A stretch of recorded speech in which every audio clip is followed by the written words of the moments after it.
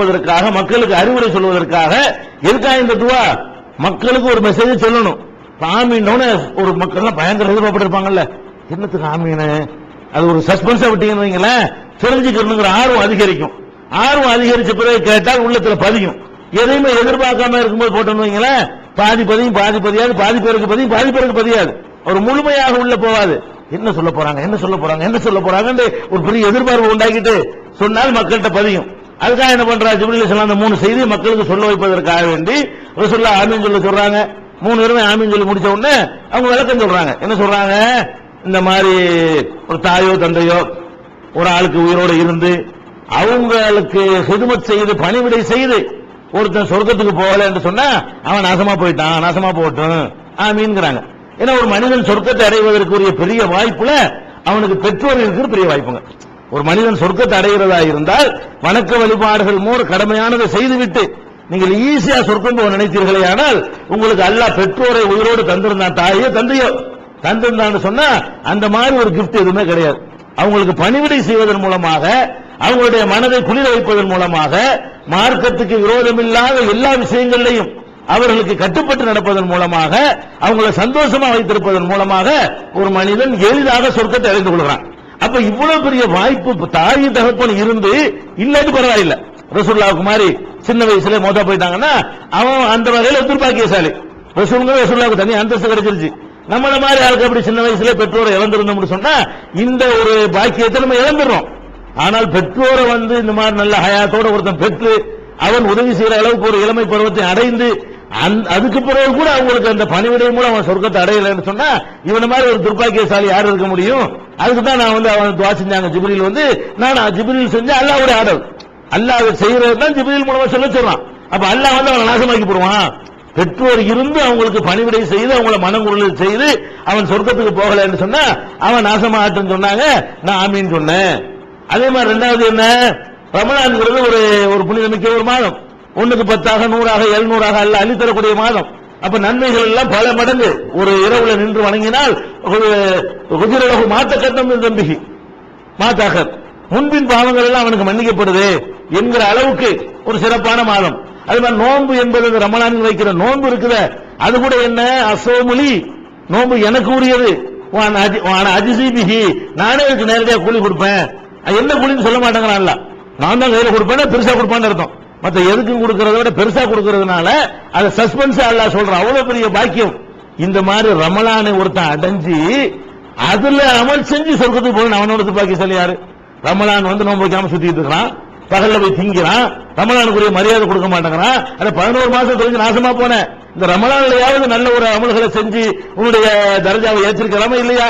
ஒரு லைலத்துல் கத்ருங்கிற ஒரு இரவுல வணங்கினால் 1000 மாதங்களை விட சிறந்து இருக்கிறது. அந்த இரவுக்காக ஒரு 10 நாள் கடுமையா உழைச்சி 10 நாள் இபாதத்தில் இருந்தான்னு வைங்க, ரமலானுடைய கடைசி 10 நாள் கண்டிப்பா அவனுக்கு அந்த இரவு கிடைக்கும். அந்த இரவு கிடைச்சா என்ன மாதிரி 1000 மாதங்கள், ஒரு 80 வருஷம் 85 வருஷம் உலகத்தில் அமல் செஞ்சா பாருங்க. அதன் 1000 மாதங்கிறது அவ்வளவு பெரிய நன்மைகளை அவனுக்கு அல்லாஹ் கொடுத்துறான். இப்படி இருந்து ரமலான் கழிச்சிட்டு பார்த்தா ஃபெயில் ஆயிருக்கானவன் யாரு? நாசமா போனா இல்லையா? அவர் கேட்கிறார், ரமலான் 1000 மாசம் நன்மை தர சான்ஸ் எல்லாம் ரமலான் முடிஞ்சு பார்த்தா கோழி முட்டை வாங்கி இருக்கலாம். அப்ப இவன் நாசமா போவானா இல்லையா என்று கேட்டார்கள். நான் ஆமீன்னு சொன்னேன். ரமலான் கூட நீ ஒழுங்கா உன்னுடைய மறுமை பேரை ஏற்றுக்கொள்ளல என்று சொன்ன நீ நாசமா போன்னு சொன்ன. மூணாவது என்ன, நான் என்ன அல்லாஹ் தூதர் அனுப்பியிருக்கிறான், நான் உங்களுக்கு நல்வழி காட்டுவதற்கு வந்திருக்கிறேன், உங்களுக்கு சத்தியத்தை போதிக்கிறேன். அதுக்கு நீங்கள் எனக்கு செய்ய வேண்டிய நன்றி கடன் என்ன? எனக்காக நீங்க அல்லாஹ்ட்ட துஆ செய்யணும். அதான் செலவாத்துங்கிறது. செலவாத்துங்கிறாம செலவாத்துல சில தப்ப வளைக்கிறாங்க. என்ன ரசூலுல்லாஹ் நம்ம கேட்கிற மாதிரி செலவாத்து என்றால் என்ன பொருள் என்றால், நமக்கு நம்முடைய ரசூல் ஸல்லல்லாஹு அலைஹி வஸல்லம் அவங்களுக்காக வேண்டி அல்லாஹ்விடத்தில் அருளை கேட்கிறோம். உதாரணமா செலவாத்துனா என்ன, ஸல்லல்லாஹு அலைஹி முஹம்மதுங்கிறீங்க, அதுக்கு என்ன அர்த்தம்? அல்லாஹ் முகமதுக்கு அருள் செய்வானாக. முகமது கேட்க வேணுமா? செலவாத்துனா சில பேர் என்ன செய்யறாங்க, என்னமோ ரசூலுல்லாஹ் நம்ம கூப்பிட்டு வேண்டோம், அர்த்தம் தெரியாதனால ரசூலுல்லாஹ்வை கூப்பிட்டு வேண்டோம்னு நினைச்சிட்டு இருக்காங்க. செலவாத்துல எந்த செலவாத்துல இப்படி கிடையாது. அல்லாஹும்ம ஸல்லி வ ஸல்லிம் பாரிக் அலைஹி என்று சொல்றீங்களா, அதுக்கு என்ன அர்த்தம்? அல்லாஹும்ம இறைவா சல்லினி அருள் புரிவாயாக, ஒரு சல்லிம் ஈடேற்றம் செய்வாயாக அலா முஹம்மதின், முகமதுக்கு அருள் புரிவாயாகன்னு சொல்றோம். தொழுகைக்குள்ள ஓதுறோம், ஒரு செலவாத்து ஓதுறோம், அல்லாஹும்ம ஸல்லி அலா முஹம்மதின், வஅலா ஆலி முஹம்மதின் கமா ஸல்லைத அலா இப்ராஹீம் வஅலா ஆலி இப்ராஹீம். யா அல்லாஹ் முஹம்மதுக்கு அருள் புரிவாயாக, அவங்க குடும்பத்துக்கு அருள் புரிவாயாக. எந்த மாதிரி அருள் புரியனே? இப்ராஹிம் நபிக்கும் அவங்களுடைய குடும்பத்துக்கும் எப்படி அருள் புரிந்தாயோ அந்த மாதிரி அருள் புரிவாயாக. இப்படி கேட்கிறது ஸலவாத்துங்கிறது. இந்த ஸலவாத் என்பது நம்ம அவங்களுக்கு செய்ய வேண்டிய நன்றி கடன். ஒரு ரசூல் ஸல்லல்லாஹு அலைஹி வஸல்லம் அவங்க இந்த மார்க்கத்தை நமக்கு சொல்லல என்று சொன்னா, அதுக்கு தியாகம் பண்ணிருக்கல என்று சொன்னா, அதுக்காக உழைச்சிருக்கல என்று சொன்னா, அதுக்காக சொத்து பத்தெல்லாம் விட்டு வீர்வாசலாம் விட்டுட்டு தியாகம் பண்ணி ஹிஜ்ரத்து போயிருக்கல என்று சொன்னா, அடிவோடு அவங்க வாங்கியிருக்கல என்று சொன்னா இந்த தீன் நமக்கு கிடைச்சிருக்காது. அப்ப யார் மூலமாக அல்லாஹ் நமக்கு தந்தானோ அவங்களுக்கு நாம செய்யற நன்றி கடன் எது? அவங்க பேரை கேட்ட உடனே அவங்களுக்காக ஸலவாத் சொல்வது, அவங்களுக்காக அல்லாஹ்விடத்தில் துஆ செய்வது. அவங்களுக்காக ஸலவாத் சொல்வதுன்னு அர்த்தம் அவங்களுக்காக வேண்டி அல்லாஹ்ட்ட துஆ செய்வது. அப்ப சொல்றாங்க, ஜிப்ரீல் சொல்றாங்க, உன்னுடைய பெயரை கேட்டு நீ எந்த சபையில் குறிப்பிடப்படுகிறாய், பேரை கூட இல்ல, அவங்கள பத்தி பேரை சொல்லலாம், பற்றி நபிகள் நாயகம் சொல்லலாம், அல்லாஹ்வுடைய தூதருங்கலாம், ஏதாவது ஒன்று அவங்களை குறிக்கக்கூடிய ஒரு பேருக்காக இல்ல. நம்ம ரசூல் ஸல்லல்லாஹு அலைஹி வஸல்லம் பேர் ஒரு மனுஷனுக்கு இருக்கு, அவன் பேரை கட்டணும்னு சொல்ல தேவையில்லை. பேருக்கு அல்ல முக்கியம், ஆளுக்கு தான். அப்ப உன்னை பற்றி குறிப்பிடக்கூடிய சபையில ஒருத்தன் இருந்து அதை கேட்ட உடனே ஸலவாத் சொல்லல என்று சொன்னா அவனும் துர்பாக்கியசாலி தான். எவ்வளவு நன்மை கிடைக்கும்? ரசூல் ஸல்லல்லாஹு அலைஹி வஸல்லம் சொல்றாங்க, மன் ஸல்லா அலைஹி ஸலாத்துன் வாஹிதா ஸல்லல்லாஹு அலைஹி பிஹா அஷ்ரா. யார் ஒருத்தன் என் மீது ஒரு தடவை ஸலவாத் சொல்கிறானோ அல்லாஹ் 10 முறை அருள் செய்யறான். நமக்கு என்ன ஒரு ரசூலுல்லாஹ்க்கு ஸலவாத் சொல்ல நீங்க கிரேட் ஏத்த போறீங்களா? அல்லாஹ் கொடுக்க வேண்டியதெல்லாம் கொடுத்துட்டான். மகாம மஹமூதா புகழத்தக்க இடத்துல எழுப்ப போறான். ஷஃபாஅத் குப்ரா பெரிய அளவுக்கு ஷஃபாஅத் செய்யக்கூடிய வாய்ப்பெல்லாம் கொடுக்க போறான். அவங்களுக்கு கிடைக்க வேண்டிய அந்தஸ்தெல்லாம் கிடைச்சு போய் நீங்க கேட்டு ஒண்ணு ஆக போறது இல்ல, கேட்டா ரிட்டர்ன் நமக்கு வரப்போகுது. நம்ம ஒரு விசுவாசம் காட்டுவதற்காக நம்ம கேட்கிறோமே தவிர நம்ம ரசூல் ஸல்லல்லாஹு அலைஹி வஸல்லத்துக்கு ஸலவாத் சொன்னோம்னு சொன்னா அல்லாஹ் என்ன பண்றான்? இப்படி நினைச்சீல உன் தூதருக்காக வேண்டி என்னிடத்துல கேட்கணும்னு நினைச்சீல, நீ 10 மடங்கு திருப்பி வாங்கிக்க, நல்லா திருப்பி நமக்கு தந்துடுறான். அப்ப ஸல்லல்லாஹு அலைஹி பிஹா அஷ்ரா 10 மடங்கு செய்யறான்னு சொல்ற அவ்வளவு பெரிய நன்மை தரக்கூடிய காரியத்தை செய்யாம ஒரு இழந்து துர்பாக்கியசாலியா போனான்னு சொன்னா ஒண்ணுக்கு 10 கிடைக்குது. இதுல இவனும் ஒரு நஷ்டவாளி ஆயிட்டான். ஆமீன் சொன்னேங்கிறாங்க. இது எதுக்கு போய் பாயிண்ட் கேட்டா, இந்த மாதிரி மெசேஜ்களை எல்லாம் கூட சொல்லிக் கொடுப்பதற்காக வேண்டி ஜிப்ரீல் அலைஹிஸ்ஸலாம் அவங்க என்ன செய்றாங்க, தொழு மெம்பர்ல ஏறுமோ வந்து நிக்கிறாங்க. வெள்ளிக்கிழமை வந்திருக்காங்கன்னு அர்த்தம். மெம்பர்ல ஏறுமோ வந்தாங்கன்னு அர்த்தம். ஒரு வெள்ளிக்கிழமை வந்து மக்களுக்கு மெசேஜ் வைக்கிறதுக்காக வர்றாங்க. அப்ப இந்த மாதிரியாக ஜிப்ரீல் அலைஹிஸ்ஸலாம் அவர்கள் பல சந்தர்ப்பங்கள்ல பல சின்ன சின்ன விஷயங்கள்லாம், வீட்டுல நாய்க்குட்டி இருந்தா சொன்னாங்களா இல்லையா, ஏற்கனவே சொல்லிருக்கோம். வீட்டுக்கு வர்றேன்னு சொல்லியிருந்தாங்க, சொன்னபடி வரல. அடுத்த நாள் வரும்போது என்ன செய்யறாங்க, ஏன் நேற்று வர்றேன்னு சொன்னீங்களே, ரசூலுல்லாஹ் கேட்கிறாங்க, ஜிப்ரீல்ட்ட கேட்கிறாங்க, நேற்று வருவதாக வாக்களித்தீரே, நேற்று ஏன் வரல? ஏன் வரலன்னா உங்க வீட்டுல ஒரு நாய்க்குட்டி கட்டிலுக்குள்ள இருந்துச்சு, நாய் இருக்கிற வீட்டுக்கு நாங்க வரமாட்டோம் அப்படிங்கிறாங்க. இந்த மெசேஜ் எல்லாம் வந்து சொல்றாங்க, அந்த வீட்டுல உள்ள இந்த மாதிரி மெசேஜ்கள் எல்லாம் சொல்றாங்க, சட்டத்திட்டங்களை சொல்றாங்க. ரசூல் ஸல்லல்லாஹு அலைஹி வஸல்லம் அவர்களுக்காக வேண்டி இப்ப ஒரு நாள் வர்றாங்க ஜிப்ரீல் அலைஹிஸ்ஸலாம் அவர்கள். ஒரு நாள் இல்ல, அவங்க வரும் பொழுதெல்லாம் நிறைய வலியுறுத்தின விஷயம் ஒன்று ரெண்டு இருக்குங்க. ஜிப்ரீல் அலைஹிஸ்ஸலாம் வருவாங்கல்ல, வந்து அப்பப்போ ஏதாவது சொல்லுவாங்க, ரசூலுல்லாஹ் வந்து மக்களுக்கு அறிவிச்சிருவாங்க. ரொம்ப வலியுறுத்தினது எப்படின்னு கேட்டா ரசூல் ஸல்லல்லாஹு அலைஹி வஸல்லம் சொல்றாங்க, மாசால ஜிப்ரீல் யூசினி, ஜிப்ரீல் வந்து எனக்கு அடிக்கடி திரும்ப திரும்ப ஒரு செய்தியை சொல்லிக் கொண்டிருந்தார். பில் ஜாரி, அண்டை வீட்டாரை பற்றி.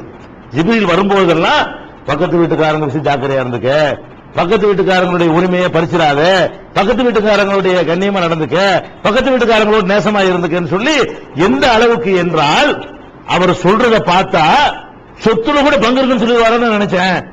அது நம்ம சொத்துல பக்கத்து வீட்டுக்காரனுக்கு ஒரு பங்கு இருக்குன்னு சொல்லிடுவாரோ என்று நான் நினைக்கிற அளவுக்கு ஜிப்ரீல் வந்து அடிக்கடி வந்து என்ன செய்வாரு, அண்டை வீடு எப்பதான் சொல்லிட்டு போயிடுவாராம். எந்த மேட்டருக்கு வந்தாலும் என்ன செய்வாங்க, ஜிப்ரீல் சொல்லலாம் மாசால ஜிப்ரீல்ங்கறாங்க. ஜிப்ரீல் வரும்போதெல்லாம் இத சொல்ல போக மாட்டாராம். வந்து ரசூலுல்லாஹ் பார்த்துட்டு போகும்போது பக்கத்து வீட்டுக்காரன் செய்தி கவனிச்சுக்கிறங்க, அது மந்திராதியே ஒழுங்கா கவனிச்சுக்கிறங்க என்று ரசூல் ஸல்லல்லாஹு அலைஹி வஸல்லம் அவங்க ஜிப்ரீல் சொன்னதாக சொல்றாங்க. இது ஒரு சின்ன ஒரு மேட்டர் தான். அப்ப இந்த அண்டை வீட்டுக்காரர்கள் விஷயத்துல இவ்வளவு ஜிப்ரீல் வலியுறுத்துறாங்க. எந்த அளவுக்கு நம்ம மூத்தா போயிட்டோம்னா நம்ம சொத்துல அண்டை வீட்டுக்காரனுக்கு ஒரு பங்கு கொடுன்னு சொல்லிடுவாங்களோ, அப்படி இந்த மார்க்கத்தில் சட்டம் வந்துருமோ என்று நான் பயப்படுகிற அளவுக்கு அவ்வளவு முக்கியம். ரசூல் ஸல்லல்லாஹு அலைஹி வஸல்லம் பல பேர் வலியுறுத்திருக்காங்க. நீங்கள் அண்டை வீட்டுக்காரங்களோட இருக்கும் பொழுது அன்போட பழக வேண்டும், சண்டை வச்சுக்கிற கூடாது. ஒரு ஆணி அடிக்கிறதுல கர்பலா நடக்கும் பாக்குறோம்.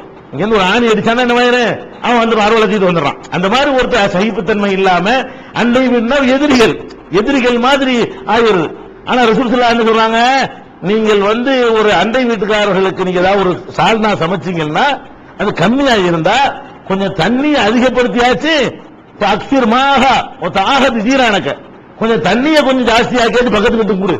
விசேஷமா எப்பவும் டிஃபரெண்டா ஏதாவது செஞ்சீங்கன்னு சொன்னா, பிரியாணி அன்னைக்கு சமைக்கிறீங்களா, அன்னைக்கு ரோஸ் மில்க் போடுறீங்களா, வழக்கமா இல்லாத ஒண்ணு, வழக்கமா செய்யறத விட டிஃபரெண்டா ஒண்ணு ஏதாவது செஞ்சீங்கன்னு சொன்னா உங்களுடைய கவனத்துக்கு என்ன வரணும், இந்த பக்கத்து வீட்டுக்காரங்க, இந்த பக்கத்து, நம்ம காலத்துல மேலே இங்கே வந்துடும், பக்கத்து வீடு விளையாட்டு செய்யறோம், நம்மளுடைய பக்கத்து வீடு விரிஞ்சு போயிடும், நமக்கு மற்றவங்களுக்கு எதிர்த்தாப்புல ஒண்ணு, இந்த பக்கம் ஒண்ணு, இந்த பக்கம் ஒண்ணு, இந்த 4 வரும், நமக்கு என்ன வரும், இப்படி ஒண்ணு இப்படி ஒண்ணு 6 ஆயிக்கிறோம் இந்த நவீன காலத்துல.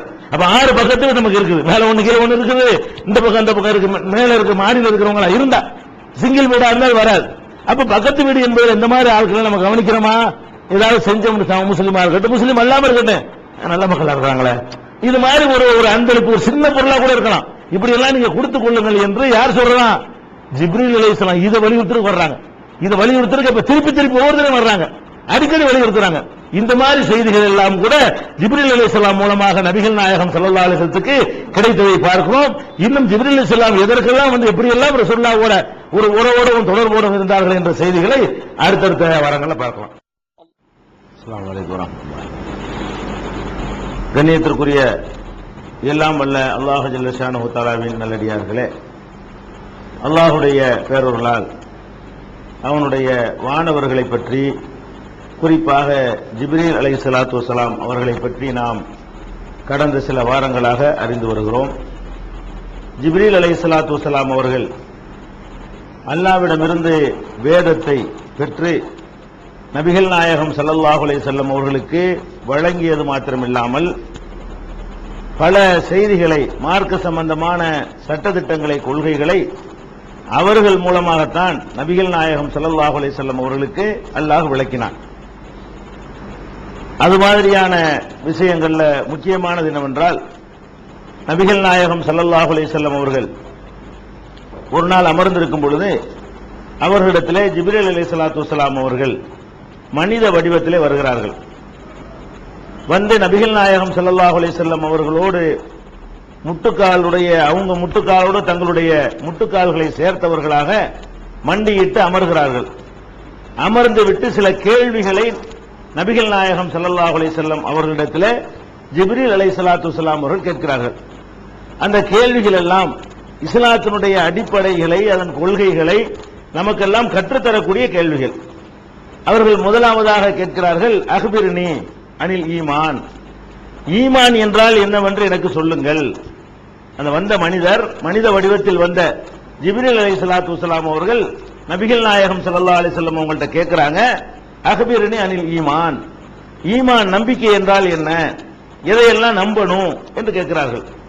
அப்ப நபிகள் நாயகம் ஸல்லல்லாஹு அலைஹி வஸல்லம் அவர்கள் சொல்கிறார்கள், அன் தூமின பில்லாஹி வ மலாயிகத்திஹி வ குதுபிஹி வ ருசுலிஹி என்று நபிகள் நாயகம் ஸல்லல்லாஹு அலைஹி வஸல்லம் அவர்கள் அதை விளக்குகிறார்கள். அல்லாஹ்வை நம்பணும், மாணவர்கள் நம்பணும், வேதங்களை நம்பணும், அவனுடைய இறுதி நாளை நம்பணும் என்று நபிகள் நாயகம் ஸல்லல்லாஹு அலைஹி வஸல்லம் அவர்கள் இதை பதிலாக சொல்கிறார்கள். உடனே அவர் சொல்கிறார், சதக்த, சரியாகத்தான் சொல்கிறீர்கள் அப்படிங்கிறாரு. அப்புறம் மறுபடி நபிகள் நாயகம் ஸல்லல்லாஹு அலைஹி வஸல்லம் அவங்கள்ட்ட அவர் கேட்கிறாரு, அக்பிர்னி அனில் இஸ்லாம், இஸ்லாம்டா என்ன எனக்கு சொல்லுங்க. நம்ம ஏற்கனவே உங்களுக்கு விளக்கி இருக்கிறோம், இஸ்லாம் என்று சொன்னால் செயல்களை குறிக்கிறது, ஈமான் என்று சொன்னால் உள்ளத்தில் உள்ள நம்பிக்கையை குறிக்கிறது என்று ஏற்கனவே விளக்கி இருக்கிறோம். அதுக்கு இதுதான் ஆதாரம் கூட. அப்ப நபிகள் நாயகம் ஸல்லல்லாஹு அலைஹி வஸல்லம் அவங்கள்ட்ட கேட்கிறாரு, இஸ்லாம்டா என்ன. அப்ப நபிகள் நாயகம் ஸல்லல்லாஹு அலைஹி வஸல்லம் விளக்குறாங்க, 5 வேளை தொழணும், நோன்பு வைக்கணும், ஜக்காத்து கொடுக்கணும், ஹஜ்ஜி செய்யணும், இதெல்லாம் இஸ்லாம் என்று நபிகள் நாயகம் ஸல்லல்லாஹு அலைஹி வஸல்லம் விளக்குறாங்க. அடுத்து அவர் கேட்கிறாரு, அக்பிர்னி அனில் இஹ்சான், அழகுற செய்கிறது என்றால் என்ன, ஒரு காரியத்தை அழகான முறையில் செய்கிறது என்றால் என்ன அப்படின்னு அவர் கேட்கிறார்.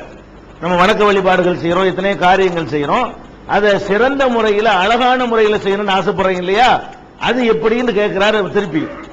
அப்ப நபிகள் நாயகம் ஸல்லல்லாஹு அலைஹி வஸல்லம் சொல்றாங்க, அன் தஅபுதல்லாஹ கஅன்னக தராஹு ஃபஇல்லம் தகுன் தராஹு ஃபஇன்னஹு யராக, நீ அல்லாஹ்வை நீ கண்ணுக்கு முன்னாடி பார்க்கிற மாதிரி வணங்கணும்.